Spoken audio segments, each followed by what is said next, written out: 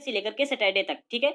इन सभी क्वेश्चंस पर आधारित हम एक स्पेशल वीडियो को बनाया करेंगे और उन सभी प्रश्नों का उत्तर दिया करेंगे, ठीक है? ये सभी प्रश्न जो भी कम्युनिटी में पूछे जा रहे हैं, ये सभी प्रश्न आपके इंटरव्यू और आपकी प्रिपरेशन से रिलेटेड होंगे और जो संडे को वीडियो आया करेगा, ये एक मोटिवेशनल वीडियो होगा, जो कि आपके द्वारा पूछे गए और आपके जो भी प्रश्न होंगे, उनके उत्तर को दिए जाएंगे, ठीक है? तो चलिए शुरू करते हैं और आज के इस चैप्टर के क्वेश्चंस को देखते हैं। इस चैप्टर का नाम है हमारी पृथ्वी के अंदर जो भी परतें हैं, जो भी घटनाएं घट रही हैं, इन पर आधारित कुछ प्रश्न हैं और इनको आज हम इस वीडियो में देखेंगे। सबसे पहला प्रश्न दिया जा रहा है कि पृथ्वी की सतह की सबसे ऊपरी परत को क्या कहते हैं? ऑप्शन ए क्रोड, option B mantle, option C परपटी, ऑप्शन डी अग्नेय शेल। तो इसका ऑप्शन सी बिल्कुल करेक्ट होगा, अर्थात इसको परपटी कहते हैं। अभी परपटी होती क्या है, ये कहां पर कितनी पाई जाती है, ये महत्वपूर्ण रखता है हमारे लिए, तो इसको भी समझिएगा। पृथ्वी की सतह, ठीक है, जो हमारी पृथ्वी की सतह है, इसकी सबसे ऊपरी परत को हम लोग परपटी कहते हैं, ठीक है। अब सबसे ऊपरी परत कौन सी होती है, तो ये मान लीजिए कि पृथ्वी है, इसकी जो इधर वाली ये परत होगी, ठीक है, ये वाली परत, ठीक है, इस परत को परपटी कहते हैं, अंदर वाली नहीं, बाहर वाली, ठीक है। इस परत को कहते हैं, जो सबसे ऊपरी परत होती है, इसको कहते हैं परपटी, ठीक है।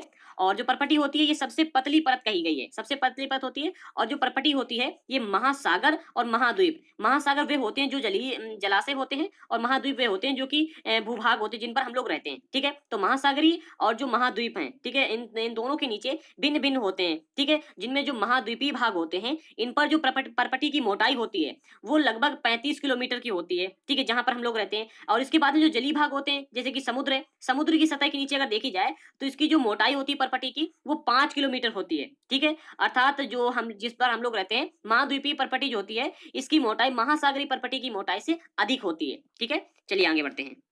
ये जा रहे हैं 1 2 3 4, ठीक है।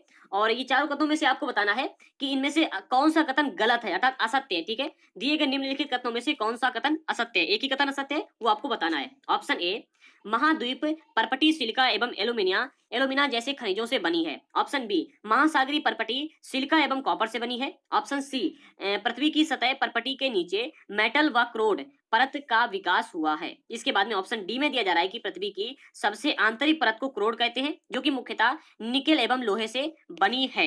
अब इन चारों में से कौन सा कथन गलत दिया जा रहा है, ये आपको बताना है, कहां पर, कमेंट बॉक्स में, और उस पर कुछ टिप्पणी भी कीजिए, क्योंकि जब आप किसी प्रश्न पर टिप्पणी करते हैं तो वो प्रश्न आपको याद हो जाता है। कैसे, तो आप किसी प्रश्न पर टिप्पणी तभी कर पाएंगे जब आप उस प्रश्न पर अपनी पक्की पकड़ बना लेंगे, ठीक है। तो चलिए इसका उत्तर मैं आपको देता हूं। इसका उत्तर होगा ऑप्शन बी। जो ऑप्शन बी इसमें दूसरा कथन दिया जा रहा है, ये वाला कथन गलत है, ठीक है। कैसे गलत है, तो इसको भी देखिएगा।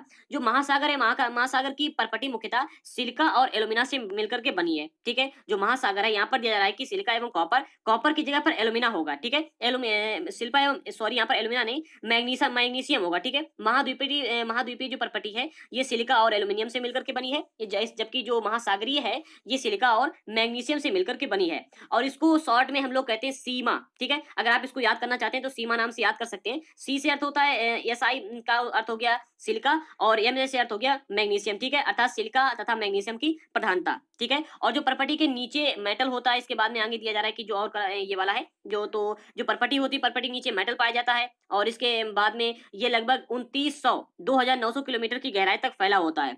और पृथ्वी की सबसे आंतरिक परत जो होती है, उसको हम लोग क्रोड कहते हैं, और इसकी जो त्रिज्या होती है, वो होती है 3500 किलोमीटर, ठीक है, 3500 किलोमीटर। और यह मुख्यतः निकेल और जो लोहा होता है, इन दोनों से मिलकर के बनी होती है, अतः इसे हम लोग कहते हैं निफे। आप इसको निफे के नाम से याद कर सकते हैं, अर्थात जो निकेल है और जो लोहा है, इन दोनों की प्रधानता, ठीक है। तो चलिए आगे बढ़ते हैं। अगर आप लोगों को क्वेश्चन याद होते हैं, ऐसे अगर आपको समझ में आता है, तो प्लीज कमेंट करके बताया करें कि आज हमने आपको सबसे अच्छे तरीके से कौन सा क्वेश्चन डिस्क्राइब करके बताया है और कौन सा क्वेश्चन अच्छे से नहीं बता पाए। तो उस प्रश्न पर हम अच्छी से पकड़ बनाने की कोशिश किया करें, ठीक है। इसके बाद भी आपको मिलता है क्वेश्चन नंबर 3, और इसमें दिया जा रहा है कि जब द्रवित मैग्मा ठंडा होकर ठोस हो जाता है, तब इस प्रकार बने सेल को क्या कहते हैं? ऑप्शन ए, जीवाश्म युक्त सेल। ऑप्शन बी, कायांतरित सेल। ऑप्शन सी, अपसादी सेल। ऑप्शन डी, अग्नेय सेल। तो इनमें से कौन सा ऑप्शन सही होगा, अगर आपको पता है तो आंसर दीजिएगा कमेंट बॉक्स में। आप लोग आंसर देने के लिए वीडियो को रोक लिया करें, मैं इसका आंसर आपको बताता हूं। इसका आंसर होगा ऑप्शन डी, अर्थात अग्नेय सेल। अगर आप लोगों ने एनसीईआरटी को पहले से पढ़ रखा है तो इसको एक टेस्ट सीरीज समझ करके सॉल्व कीजिएगा, और टेस्ट सीरीज समझ करके इसके उत्तर को दिया करें, उस पर कुछ टिप्पणी भी किया करें, ठीक है। तो इसका ऑप्शन सी बिल्कुल करेक्ट होगा, अर्थात अग्नेय सेल। जब द्रवित मैग्मा ठंडा हो जाता है और ठंडा होने के बाद में ये ठोस होता है, तो इस प्रकार से जो बने सेल बनता है, उसको हम लोग कहते हैं अग्नेय सेल। और अग्नेय सेल को हम लोग प्राथमिक सेल भी कहते हैं। और जो अग्नेय सेल होते हैं, ये मुख्यतः दो प्रकार के होते हैं, एक होते हैं अंतर्वेदी अग्नेय सेल और दूसरे होते हैं बहिर्वेदी अग्नेय सेल, ठीक है। अब प्रश्न आते हैं अंतर्वेदी और बहिर्वेदी अग्नेय सेल के ऊपर, ठीक है। तो इसके बाद में चौथा प्रश्न हमको मिलता है कि जब द्रवित लावा पृथ्वी की सतह पर आकर तेजी से ठंडा होकर के ठोस हो जाता है तो इस प्रकार के अग्नेय सेल को क्या इस प्रकार तो किस प्रकार के अग्नेय सेल का निर्माण होता है? ठीक है, ऑप्शन ए अंतर्वेदी अग्नेय सेल, ऑप्शन बी बहिर्वेदी अग्नेय सेल, ऑप्शन सी कायांतरित सेल, ऑप्शन डी इनमें से कोई नहीं। अब इस बात को समझिएगा, यहाँ पर पूछा जा रहा है कि जब द्रवित लावा जो होता है ये पृथ्वी की सतह पर आकर के अर्थात जहां पर हम लोग रहते हैं भूभाग पर आकर के तेजी से ठंडा होता है तो इस प्रकार से जो अग्नि सेल बनता है वो कौन सा सेल होता है। यहाँ पर दिया जा रहा है कि अग्नि सेल जो होते हैं वो दो प्रकार के होते हैं, पहला अंतर्वेदी अग्नि सेल और दूसरा बहिर्वेदी अग्नि सेल, और आपको इसमें आंसर बताना है। तो इसमें जो पृथ्वी के ऊपर आकर के ठंडा होता है वो होता है बहिर्वेदी अग्नि सेल। इसका ऑप्शन बी बिल्कुल करेक्ट होगा। ठीक है, तो इसको आप लोग टेस्ट सीरीज समझ कर ही सॉल्व कीजिएगा, मेरे आंसर देने से पहले आंसर कमेंट बॉक्स में दिया करें। ठीक है, तो इसका ऑप्शन बी बिल्कुल करेक्ट होगा। तो इसके बारे में पूरा डिटेल दिया जा रहा है कि जब जो द्रवित लावा होता है, ठीक है, ये पृथ्वी के ऊपर आकर के तेजी से ठंडा होकर के ठोस हो जाता है। अब जो इस प्रकार से सेल बनता है इसको हम लोग कहते हैं बहिर्वेदी अग्नेय सेल। और ये जो द्रवित लावा होता है ये जो तो इसके अंतर्गत जो द्रवित लावा होता है ये तेजी से ठंडा होता है क्योंकि पृथ्वी के ऊपर आ जाता है। ठीक है, सॉरी पृथ्वी के बाहर आता है और भूभाग पर आकर के ठंडा होता है तो ये तेजी से ठंडा होता है। तो इसकी जो संरचना होती है ये महीन दानों वाली होती है। ठीक है, बड़े दानों वाली नहीं होती है, महीन दानों वाली होती है। चलिए आगे बढ़ते हैं। इसके बाद में हमको मिलता है क्वेश्चन नंबर 5 और इसमें पूछा जा रहा है जब द्रवित मैग्मा भूपर्पट्टी के अंदर गहराई में ही ठंडा हो जाता है तो इस प्रकार के तो किस प्रकार के अग्नेय सेल का निर्माण होता है। तो इसका ऑप्शन ए बिल्कुल करेक्ट होगा अर्थात अंतर्भेदी अग्नेय सेल। अब इसको आप लोग ऐसे याद कर सकते हैं, अंतर्भेदी अर्थात अंदर और बहिर्भेदी मतलब बाहर। जब पृथ्वी के जब जो द्रवित मैग्मा होता है ये भूपर्पट्टी के अंदर ठंडा हो जाता है और अग्नेय सेल का निर्माण करता है तो ये होते हैं अंतर्भेदी अग्नेय सेल। और जो पृथ्वी के बाहर आकर के ठंडा होकर के सॉरी यहाँ पर भूपर्पट्टी के बाहर आकर के और ठंडा होकर के अग्नेय सेल का निर्माण करता है वो होता है बहिर्वेदी अग्नेय सेल। ठीक है, अब इसके विषय में भी मैंने थोड़ी सी टिप्पणी रख ली है। तो दिया जा रहा है कि जब द्रवित मैग्मा भूपर्पट्टी के अंदर गहराई में ठंडा हो जाता है तब अंतर्वेदी सेल का निर्माण होता है। और इसके अंतर्गत जो द्रवित लावा होता है धीरे धीरे ठंडा हो जाता है और ठंडा होकर के जब ये धीरे धीरे ठंडा होता है तो इसके कारण से यहाँ पर जो सेलों का निर्माण होता है वो बड़े दाने वालों के रूप में होता है। ठीक है, चलो आगे बढ़ते हैं और देखते हैं क्वेश्चन नंबर 6 को। आज इस चैप्टर में भी हमको 7 प्रश्न मिले हैं और सातों प्रश्न आप सभी लोग के लिए इंपॉर्टेंट हैं। ठीक है, तो क्वेश्चन नंबर 6 में पूछा जा रहा है कि अवसादी सेल के संदर्भ में निम्नलिखित में से कौन सा या फिर से कथन सत्य है। ऑप्शन ए सॉरी यहाँ पर 3 कथन दिए जा रहे हैं। ठीक है, ऑप्शन ए बी सी नहीं है। अवसादी सेलों के संदर्भ में तो पहला कथन दिया जा रहा है कि अवसादी सेलों का निर्माण विभिन्न प्रकार के सेल अवसादों के निक्षेपण के द्वारा होता है। और दूसरा कथन है इन सेलों में जीवाश्म भी पाए जाते हैं। तीसरा कथन है ये सेल अपेक्षाकृत कम कठोर होती हैं।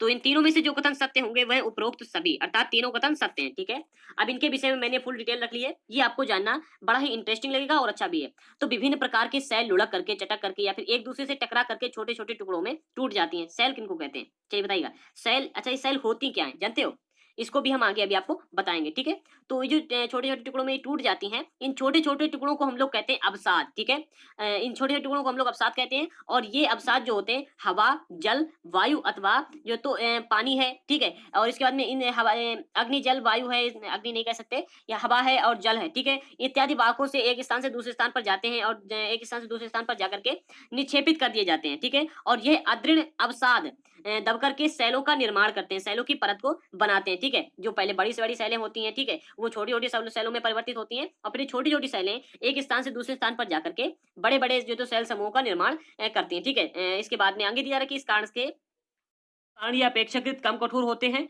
और इन सेलों को अवसादी सेल कहते हैं। ठीक है, जो सेलें कम कठोर होती हैं उनको कहते हैं अवसादी सेल। उदाहरण के लिए जो बलुआ पत्थर होता है, ठीक है, और बलुआ पत्थर जो होता है ये रेत के कणों से मिलकर के बनता है। और इस प्रकार के जो और इसमें क्या होता है कि इन सेलों में जो पौधे हैं, जानवर हैं या फिर अन्य सूक्ष्म जीव हैं, इनके हम लोगों को जीवाश्म भी पाए जाते हैं और ये उन्हीं लोगों के जीवाश्म होते हैं जो यहाँ पर पहले कभी रहे हों। ठीक है, जो जिनका पहले कभी बसाव इन स्थानों पर हो। तो ये आपके लिए संभवतः एक अच्छा लगा होगा, लेकिन इसका मैं आपको एक उदाहरण भी दे सकता हूँ कि एक स्थान से दूसरे स्थान पर कैसे जाते हैं। तो मान लिया कि एक रेगिस्तान की हम बात करते हैं तो वहां पर जब वायु चलती है तो ऐसे ही चलती है। ठीक है, और आप लोगों ने देखा होगा कि रेत का बड़ा बवंडर ऐसा उठता है और एक स्थान से दूसरे स्थान पर ले जाता है। तो इसी प्रकार से जो रेत के कण होते हैं, फिर मिट्टी के कण होते हैं छोटे छोटे, या फिर जो भी जो तो ये अवसाद होते हैं उनको एक स्थान से दूसरे स्थान पर ले जाया जाता है। ठीक है, चलिए आगे बढ़ते हैं और देखते हैं आज के लास्ट क्वेश्चन को। क्वेश्चन नंबर 7 आप सभी लोगों के सामने है और इसमें पूछा जा रहा है कि उच्च ताप एवं दाब के कारण कौन सी सेल कायांतरित सेल में परिवर्तित हो जाती है। ऑप्शन ए अग्नेय सेल, ऑप्शन बी अपसादी सेल, ऑप्शन सी ए व बी दोनों, ऑप्शन डी इनमें से कोई नहीं। तो इसका ऑप्शन सी बिल्कुल करेक्ट होगा, अर्थात ए व बी दोनों। ठीक है, तो इसके विषय में भी आप लोग जानिएगा।